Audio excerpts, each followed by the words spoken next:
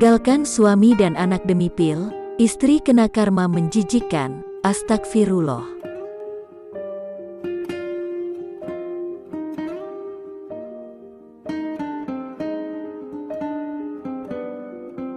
Menyingkap permasalahan rumah tangga memang tak pernah habisnya.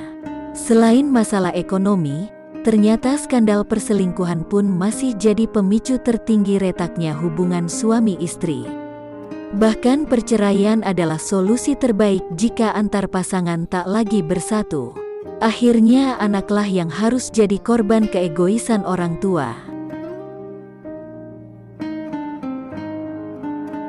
Skandal perselingkuhan pun tak urung terjadi pada pasangan yang telah dikaruniai 2 orang anak ini. Seorang istri dengan tega mengkhianati sang suami, hingga karma pun harus menimpa dirinya. Seperti yang diceritakannya kepada kisahnyata.org, berikut kisah selengkapnya.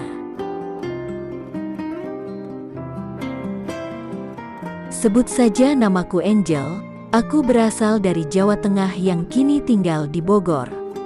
Aku seorang ibu dari seorang anak yang kini duduk di sekolah lanjutan pertama. Suamiku seorang akuntan di sebuah bank milik pemerintah. Dan aku sendiri bekerja di sebuah perusahaan joint venture milik asing. Secara finansial keadaan ekonomi kami lebih dari cukup. Dan memang gajiku lebih besar dari gaji suamiku. Tapi alhamdulillah, tak ada kesenjangan di rumah tangga karena perbedaan itu. Kami selalu bahu-membahu dalam menyikapi persoalan yang menimpa rumah tangga kami. Saya sebagai istri bisa membagi waktu antara kantor, anak dan suami.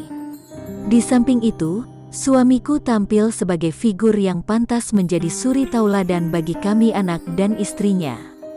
Namun meskipun begitu, yang namanya manusia, tidak ada yang sempurna. Di balik kelebihan tentu ada juga kekurangannya.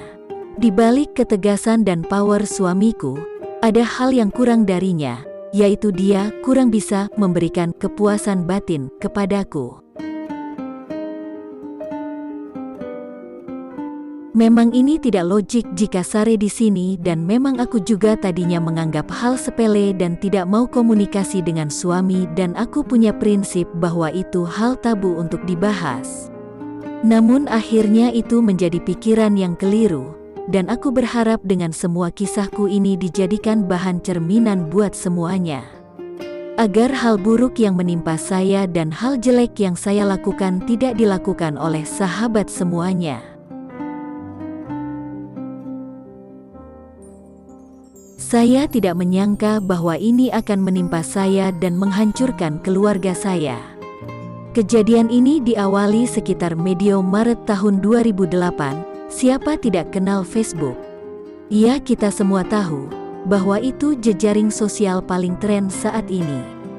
Mulai tua, muda, laki-laki, perempuan bahkan anak-anak sekolah mereka menggandrungi jejaring ini. Dahulu, jika muda-mudi yang baru saja berkenalan yang diminta hanyalah alamat rumah atau nomor telepon, namun sekarang sudah lumrah bertanya, apa Facebookmu? Waktu itu, memang saya seperti ketergantungan dengan yang namanya Facebook. Kalau jam-jam istirahat kantor, setelah makan siang, saya selalu menyempatkan untuk buka Facebook. Apalagi kalau di rumah saya menggunakannya dalam waktu cukup lama. Tapi meskipun begitu, masih banyak saya luangkan waktu buat keluarga. Sudah menjadi ciri saya, kalau saya melihat atau mengalami suatu kejadian, saya selalu update status di Facebook. Dan itu rupanya menjadi titik lemah saya. Sehingga kalau saya betul-betul senang atau sedih, maka orang di dunia maya akan segera tahu. Saya juga akhirnya secara spontanitas mengungkapkan apa yang menjadi unek-unek dalam batin saya. Dalam batin saya, hari itu setelah makan siang tidak sadar saya update tentang pendakian malam bersama suami saya. Namun saya bungkus dengan kata-kata kiasan agar tidak berkesan vulgar. Namun, rupanya ada juga yang bisa membaca kata kiasan yang saya postingkan. Terjadilah saling balas komentar yang renyah dan nyambung. Dan ditutup dengan komentar terakhir saya sebagai ucapan terima kasih.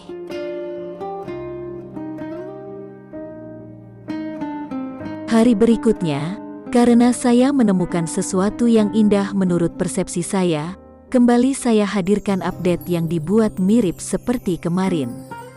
Gayung bersambut, dia kembali mengomentari post saya, dan itu terus berjalan hingga aku selalu hadir di post dia dan sebaliknya. Waktu merayap pelan namun pasti. Tak terasa keakraban kami sudah hampir 2 bulan. Bahkan kami sudah saling tukar nomor ponsel dan saling curhat keluarga masing-masing. Dan disinilah rupanya awal petaka itu. Waktu saya berkumpul bersama keluarga lambat laun berkurang, dan aku mulai tertutup dengan apa yang ada di ponselku.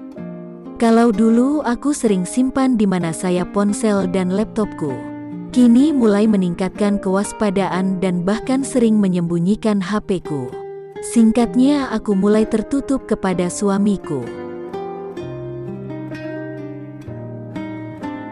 Waktu terus berjalan, hingga pada suatu saat, dia ingin bertemu di suatu tempat dan aku pun menyanggupinya selepas jam kantor. Kutelpon suamiku dan mengatakan aku pulang telat karena ada meeting dan suamiku pun memakluminya. Hingga tibalah pertemuan itu, kami bertemu sekedar curhat tiada lebih, tiada maksud yang lain. Dia orangnya supel, juga sangat menghormati suamiku. Dan dia tak ingin ada kesalahpahaman antara aku dan suamiku, begitupun sebaliknya. Dia juga tidak ingin ada kesalahpahaman dengan istrinya. Di sebuah kafe kami bertemu. Awal jumpa pertama aku sangat menghormati dia karena dia begitu sopan. Obrolan kami mengalir begitu saja. Dan anehnya aku merasa happy dengan itu semua. Dan kami pun pulang ke rumah masing-masing. Entah mengapa sejak jumpa pertama itu ada sensasi yang lain yang timbul. Bahkan ketika aku menyajikan menu batin buat suamiku malam itu, wajahnya selalu terbayang. Apalagi ditenggarai oleh kemampuan pendakian suamiku yang tidak sampai puncakku, yang membuatku sangat kecewa. Seperti biasa, siangnya aku kontak dia. Memang riskan juga menyampaikan itu, namun barangkali saja dia tahu dokter yang dapat mengobati suamiku. Dan dalam kontak singkat itu dia memberi solusi bahwa ada dokter yang mampu mengobati itu. Di sisi lain aku gembira, dan di sisi lain aku juga bingung bagaimana aku akan menyampaikannya pada suamiku, karena aku takut dia tersinggung. Dan hal itu aku utarakan pada dia.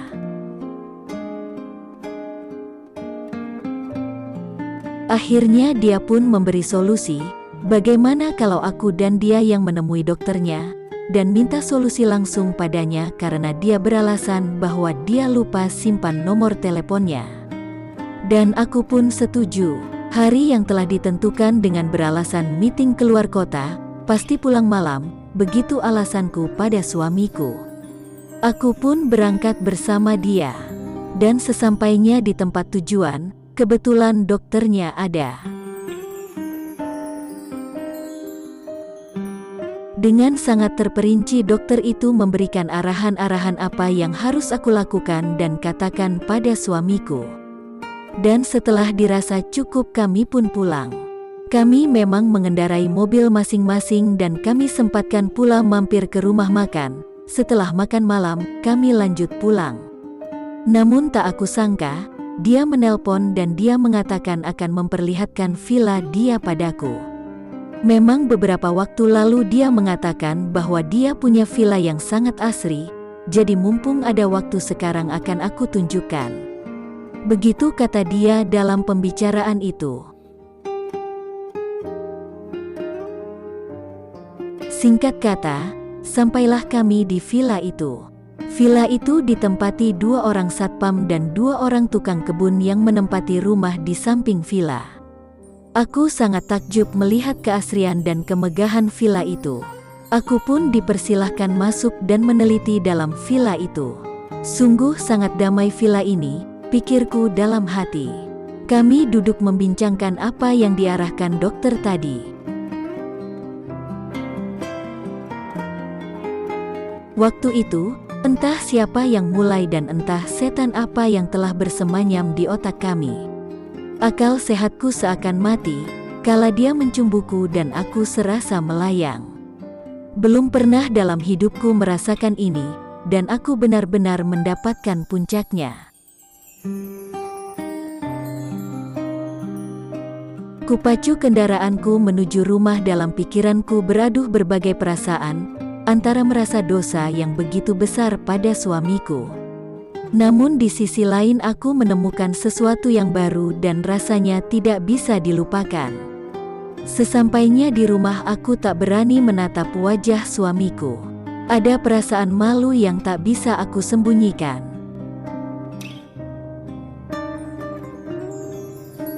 Pagi itu tak seperti biasanya, dia yang telpon aku duluan. Dia minta maaf atas segala yang terjadi malam itu dan aku hampir tak bisa berkata apa-apa, bingung apa yang harus aku katakan.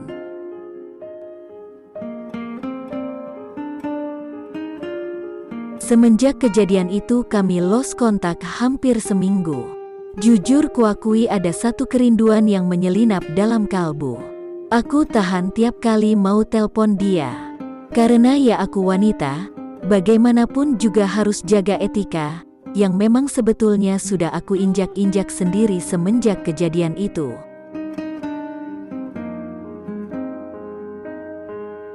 Sampai akhirnya aku tak kuasa lagi, ya gak apalah kalau cuma ingin dengar suaranya. Aku pun menelponnya. Dari nada suaranya dia pun gembira mendadak dalam benakku. Kembali terlintas peristiwa di villa itu dan aku tak kuasa menolak ketika dia menawariku mengulangi itu.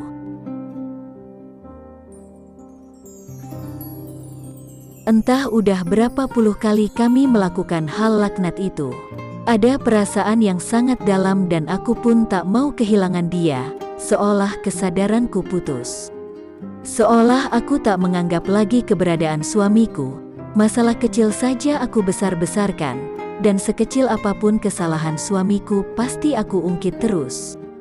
Namun dengan jiwa besarnya dia tetap bersabar, dan ini membuatku muak. Sering aku uring-uringan tanpa sebab.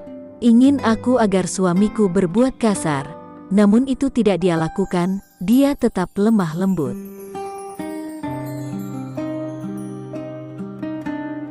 Kadang aku dibuat jijik, dasar lembek, dasar bencong. Mulai keluar kata-kata yang tidak seharusnya aku ucapkan bagi lelaki soleh seperti dia. Kadang aku muak ketika dia minta pelayanan. Sampai suatu hari aku pernah berkata, "Mas baru mencelok udah turun lagi, emang gak ingin lamaan dikit kek?" Dia cuma jawab dengan senyuman dan kata arifnya, yang membuat aku sangat muak mendengarnya.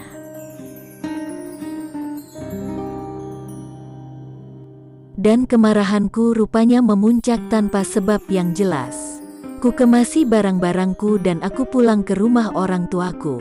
Sesampainya di rumah orang tuaku, ku fitnah dia sebisaku, dan ini membuat orang tuaku naik pitam dan memang orang tuaku kurang setuju aku menikah dengannya. Dan ketika malam itu suamiku menyusul, segera aku masuk kamar tanpa peduli akan anak dan suami. Dan orang tuaku mendamprat abis-habisan suamiku, sempat ku intip di balik pintu. Ketika suamiku menerima segala umpatan orang tuaku, dia tidak menyangkal sedikit pun apa yang tidak pernah suamiku lakukan. Ketika dia dan anakku diusir pergi, suamiku hanya tersenyum berlalu sambil menuntun anak kami. Selang beberapa saatku dengan ponselku berbunyi, aku berharap bahwa kekasihku yang telpon, tapi setelah kulihat ternyata suamiku.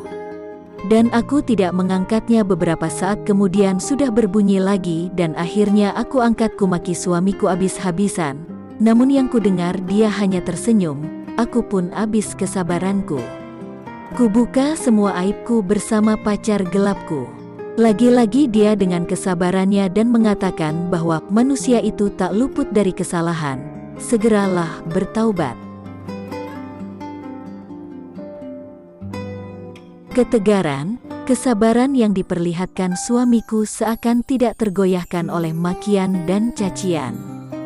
Dan sampai akhirnya kukatakan bahwa almarhum ayah dan ibunya tiadalah berguna dan hanya melahirkan generasi lembek kayak kamu.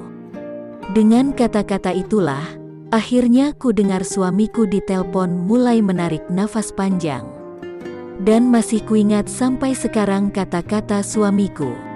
Kau kelewat batas, kau boleh caci maki aku sepuas dan sebisamu, tapi kalau kau sudah caci maki kedua orang tuaku terkutuk kau. Durhaka kau sebagai istri, aku sakit. Itulah kata-kata terakhir suamiku dengan penuh rasa mantap. Aku terima mas, memang aku durhaka, apapun sumpahmu sini pasti aku terima. Itulah kata-kata terakhir dia kepadaku. Seminggu kemudian suamiku menelpon bahwa dia akan menceraikan aku. Tentu aku girang sekali dan sangat bahagia, karena pikirku aku bisa bebas. Perjalanan persidangan lancar tanpa ada hambatan yang berarti dan statusku resmi bercerai.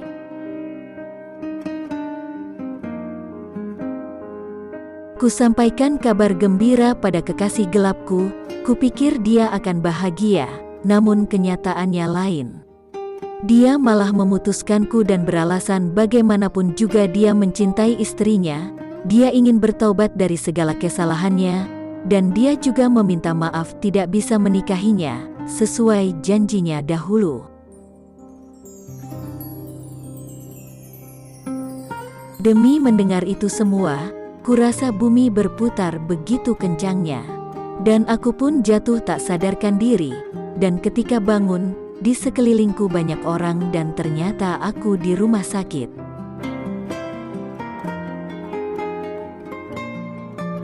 Setelah beberapa jam aku diperiksa secara intensif, akhirnya aku dipindah ke ruang khusus atau lebih tepatnya adalah ruang karantina. Karena aku mengidap penyakit yang sukar sekali obatnya dan sangat menular. Ditambah lagi dari alat kelaminku timbul bau yang sangat busuk, jangankan orang lain, aku sendiri sampai muntah dibuatnya.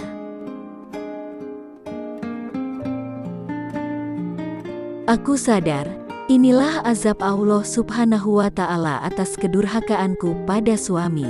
Atas rasa sakit hati yang kuberi pada suamiku, kini aku rasakan akibatnya.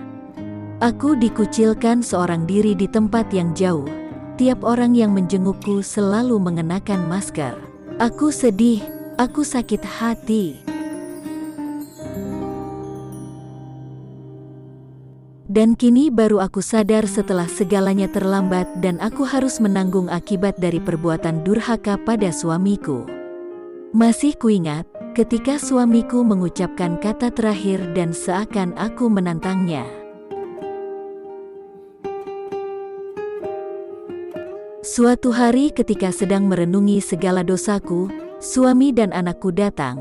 Ingin rasanya aku memeluk mereka namun aku malu, aku hina. Ketika suamiku menghampiri, aku tak kuasa menahan tangisanku.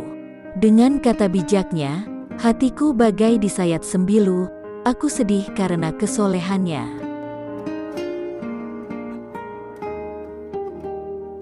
Aku harap kau jangan benci kedatanganku.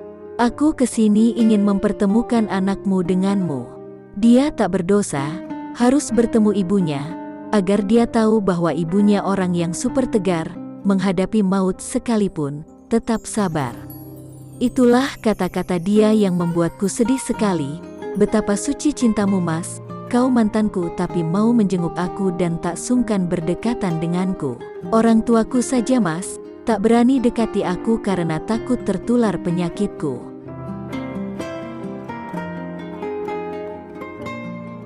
Dengan bijaknya dia berkata, "Memang aku mantanmu, tapi anakmu bukan mantanmu, anakmu darah dagingmu, takkan kubiarkan dia durhaka pada ibunya."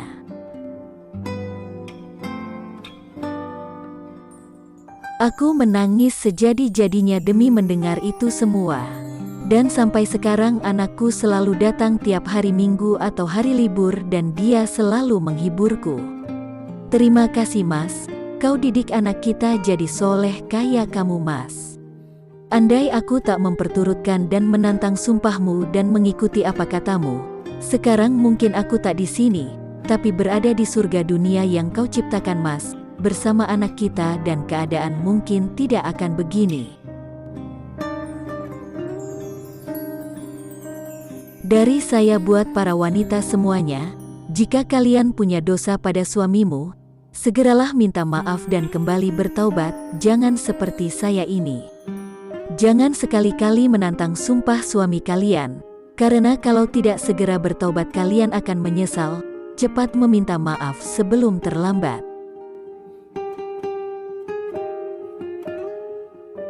Dan untuk para suami yang kebetulan mempunyai istri berperangan seperti saya, jika dia meminta diceraikan, segeralah cerai dia, jangan menunda waktu lama. Karena Anda akan tersiksa dalam waktu yang lama juga. Jika Anda seorang suami yang sudah tidak dibutuhkan istrinya, diacukan istrinya, apapun kebaikan yang Anda perbuat, tidak akan punya arti apa-apa di mata dia. Karena menurut saya jika sang istri sudah minta cerai, sulit sekali buat Anda kembalikan. Bisa saja Anda kembalikan namun akan membuat Anda kecewa. Ingat kaum Adam, jangan sampai lemah di hadapan wanita, tapi jangan juga kau kasar di depan wanita. Anda harus bisa membaca waktu yang tepat di mana harus lemah lembut dan di mana Anda harus tegas. Saya contoh yang sangat buruk wahai kaum Hawa, jangan sampai langkah saya kalian ikuti. 3 tahun saya di sini dalam sepi, dalam pengasingan.